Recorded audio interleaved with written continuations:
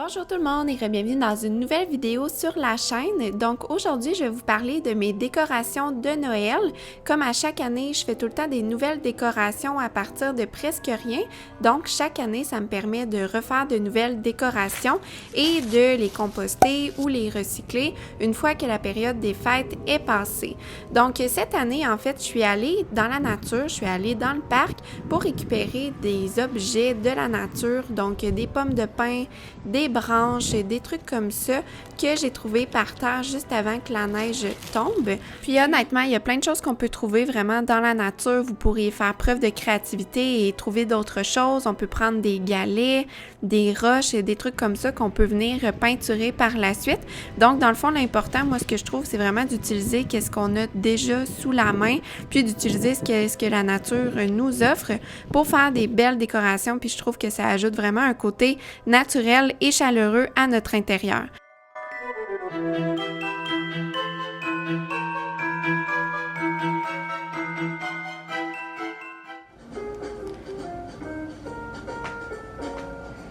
Pour me mettre dans l'ambiance, je me suis mis de la musique de Noël sur ma télévision, puis j'ai décidé en fait cette année de décorer la tablette qui est entre la salle à manger et le salon. Donc j'ai désencombré toute la tablette que j'ai rangée dans un placard, puis c'est vraiment comme un canevas vide que je vais venir décorer exclusivement pour la période des fêtes. Je sais que cette année, j'aborde le sujet des fêtes un peu tôt, mais c'est vraiment à cause des conjonctures actuelles et je sais qu'il y a beaucoup d'entre vous qui avaient déjà commencé les décorations pour la période des fêtes, donc je me suis dit que j'allais prendre un peu d'avance pour ce sujet. Donc ça, en fait, c'est tous les articles que j'avais déjà en ma possession. Ce que vous voyez, c'est les seules décorations de Noël que j'ai, à part mon petit sapin, que j'ai d'une année à l'autre, mais c'est vraiment tout parce que en habitant dans un très petit espace, j'ai pas beaucoup de place pour ranger plein de décorations et quoi que ce soit. Donc, c'est pour ça que chaque année, j'utilise ce que j'ai déjà dans le recyclage ou dans la nature pour créer de nouvelles décorations pour décorer mon appartement. Donc, j'avais aussi une espèce de fil lumineux comme ça, puis vous allez voir un peu plus tard, je l'utilise en fait pour illuminer une des décorations que je m'apprête à faire. Donc, avant de commencer, c'est toujours important d'aménager son espace, donc de protéger les surfaces parce que je vais utiliser de la colle chaude et de la peinture, entre autres. Donc, pour m'assurer de ne pas abîmer ma table, je m'assure toujours de la protéger. Vous allez voir, c'est vraiment des décorations super faciles à faire. Vous pourriez même les faire avec vos enfants. Donc, c'est parti pour les idées. Cette première idée, c'est une étoile naturelle en branche. Tout ce que ça prend, c'est des ciseaux assez robustes ou des pinces, ainsi que de la colle chaude. Donc, c'est très facile à faire, ça prend quelques minutes aussi, mais on pourrait vraiment les personnaliser, on pourrait les peinturer, on pourrait faire du tressage en fil à l'intérieur. C'est vraiment au choix. Donc, dans le fond, qu'est-ce que j'ai fait? C'est que j'ai pris des petits bâtons, puis je me suis assurée qu'ils avaient comme toute la même longueur. Donc, lorsqu'il y en avait des trop longues, je la coupais légèrement. Puis, je les ai placés, en fait, pour créer la forme d'une étoile. Ensuite, j'ai passé les branches par-dessous pour donner une espèce d'effet 3D et j'ai collé les différents bouts de branches ensemble.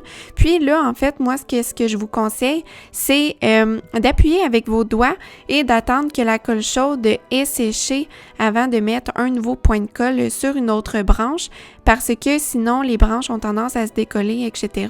étant donné qu'il y a comme une certaine pression qui se fait sur les branches. Donc, ça fait ce résultat.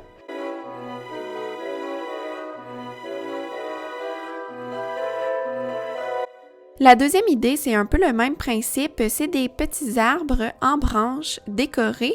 Donc, c'est presque la même chose que les étoiles, c'est juste que là, on va venir faire la forme d'un sapin. Donc, encore une fois, on prend des branches de manière à faire la forme d'un triangle qu'on va venir coller ensemble à l'aide de colle chaude. Ces petits sapins-là, on peut les utiliser pour décorer vraiment n'importe quoi. On pourrait même les suspendre pour en faire des décorations pour le sapin, autant qu'on peut les utiliser pour décorer un emballage cadeau, etc. Encore une fois, les décorations qu'on peut faire à l'intérieur du sapin sont nombreuses. On peut utiliser du fil doré, on peut utiliser de la laine, on peut utiliser du feutre. Vraiment, les possibilités sont infinies. Puis moi, cette inspiration-là, je les ai trouvées en fait sur Pinterest. Et d'ailleurs, je vais mettre dans la barre de description en dessous le lien vers mon tableau Pinterest pour un Noël minimaliste. Donc, vous allez pouvoir aller vous inspirer si jamais ça vous intéresse.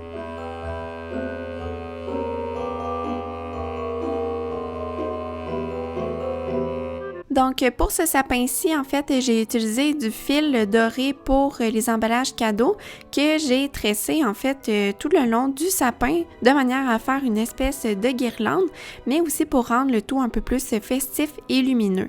Puis ça, c'est une façon de faire, mais en fait, on pourrait faire la technique que je suis en train de faire, puis c'est d'enrouler le fil doré tout le long d'une des branches pour, encore une fois, faire un peu différent et donner un effet un peu doré. Une fois qu'on a décoré les sapins comme on le souhaitait, il reste juste à faire la petite étoile qui va aller au sommet. Idéalement, on la fait dans un papier avec un emporte-pièce, mais comme moi j'en avais pas, j'ai décidé d'utiliser le même ruban doré et j'ai fait une espèce d'étoile un peu vite fait, mais ça donne un bon coup d'œil en fait à la fin du compte.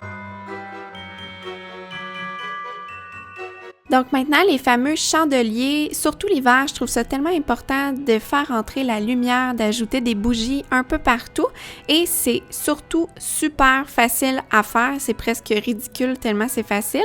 Donc dans le fond, qu'est-ce qu'il faut? C'est des bougies bien naturellement et ensuite on va utiliser quelque chose en verre en fait, juste pour faire le bougeoir. Donc ça peut être un vieux verre, ça peut être un vieux pot de moutarde, vraiment selon ce que vous avez sous la main.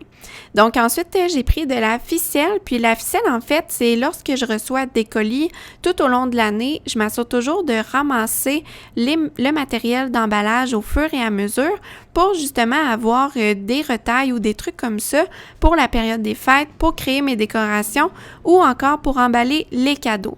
Donc la ficelle, c'est vraiment une ficelle naturelle, on pourrait utiliser n'importe quelle ficelle.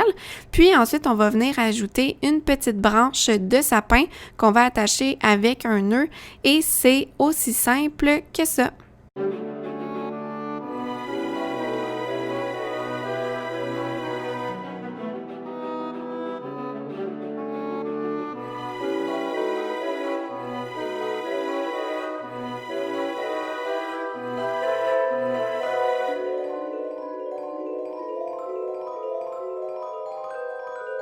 La prochaine décoration que j'ai fait, c'est des cocottes enneigées, puis ça, tout ce que ça prend, c'est des cocottes trouvées dans la nature, ainsi qu'un petit restant de peinture blanche. Donc moi, j'ai utilisé une peinture à plafond que j'ai depuis des années et que je n'ai toujours pas terminée.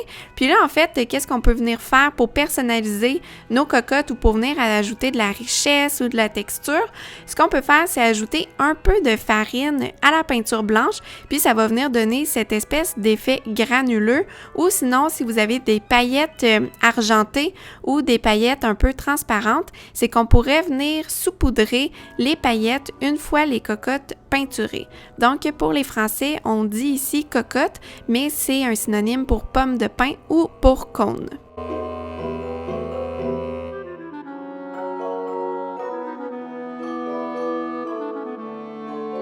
La prochaine décoration, c'est quelque chose qu'on peut faire avec plein de motifs et plein de grosseurs différentes et c'est des petits flocons en papier. Je sais pas vous, mais moi, c'est quelque chose que je faisais vraiment souvent lorsque j'étais jeune. Donc, pourquoi pas recommencer cette tradition? Donc, qu'est-ce que ça prend en fait? C'est des papiers avec un motif ou du papier craft ou n'importe quel papier que vous avez sous la main. Ici, dans le magazine Flo, qui est un magazine français, il y avait plusieurs papiers avec des imprimés. Donc, j'ai décidé d'utiliser ça en fait pour rendre mes petits flocons un peu plus intéressants. Mais honnêtement, il suffit de fouiller dans son bac de recyclage pour trouver quelque chose d'intéressant. Donc là, qu'est-ce qui est important? C'est que la largeur doit être 2 fois plus grande que la longueur pour faire ça. Fait que comme vous voyez ici, c'est l'équivalent environ de 2 carrés qu'on va venir plier en accordéon tout le long du papier. Puis là, ensuite, à la fin, c'est qu'il faut que les 2 extrémités soient du même côté pour qu'on puisse venir brocher les extrémités ensemble une fois qu'on les plie comme ça.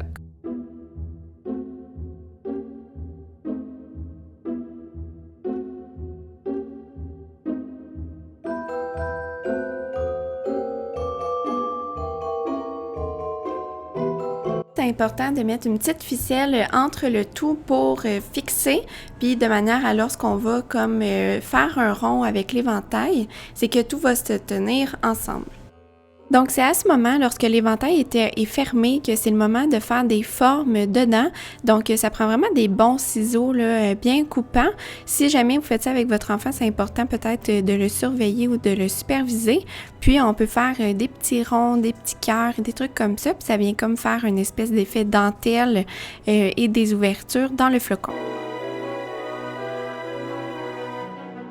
Donc ça, c'est un deuxième modèle d'étoile en papier. Puis je me suis vraiment inspirée en fait des décorations de Noël suédoises pour faire ce tutoriel-là.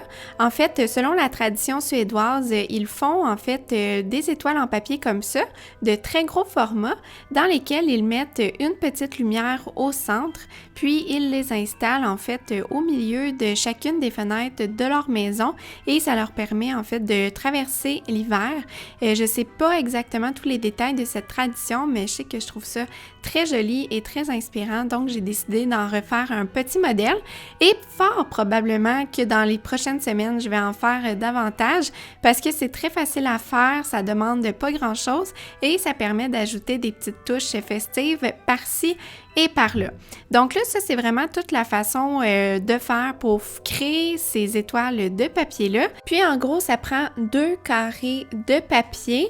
Je vous dirais quand même assez gros pour vraiment que ça fasse un beau résultat et que ce soit intéressant.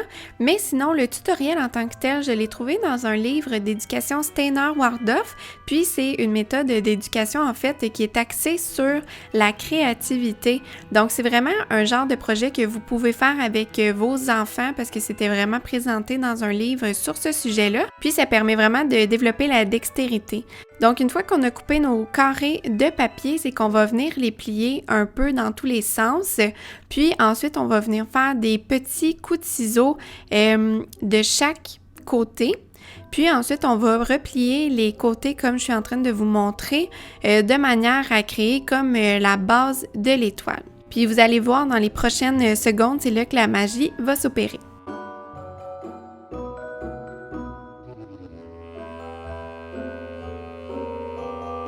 Donc, ça donne ce résultat, c'est vraiment une étoile en 3 dimensions.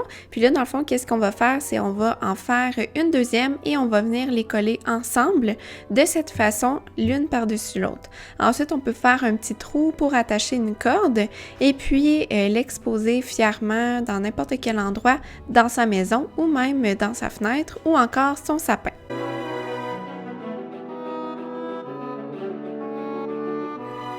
Et maintenant, le moment tant attendu. Donc, comment je design en fait mes tablettes. Souvent, je vais venir utiliser des livres pour venir créer différentes hauteurs. Puis là, j'ai utilisé mes livres Twilight parce qu'il y avait une bonne épaisseur et en les mettant dans le sens inverse, c'est que ça fait vraiment juste comme un effet design neutre. On n'a pas le nom d'un livre ou quoi que ce soit. Donc, c'est super pratique. Donc, ensuite, moi, je viens installer un peu le tout à l'œil selon les objets que j'ai. Je fais des essais, des erreurs et surtout, j'utilise des gros objets et des plus petits objets pour venir faire vraiment de la différence, de la diversité et pour rendre le tout un peu plus intéressant. Donc là, ici, tu sais, j'ai utilisé une vieille épingle à linge, j'ai utilisé des cailloux, des boules de Noël, puis j'ai utilisé les différentes décorations que je viens juste de faire, mais j'ai aussi utilisé une chandelle, j'ai utilisé aussi une carte de Noël pour avoir le motif des fêtes. Donc, ça prend vraiment pas grand-chose pour créer quelque chose de super beau, de super festif et qu'on peut tout simplement recycler une fois la période des fêtes passée. Donc, j'espère que tout ça, ça vous a inspiré à créer des décorations chez vous à la maison, que vous les fassiez seul avec un ami ou votre conjoint ou vos enfants. Et sur ce, je vous souhaite une belle période des fêtes. N'oubliez pas de cliquer j'aime si vous avez aimé la vidéo et de vous abonner pour voir encore plus de vidéos sur la simplicité au quotidien.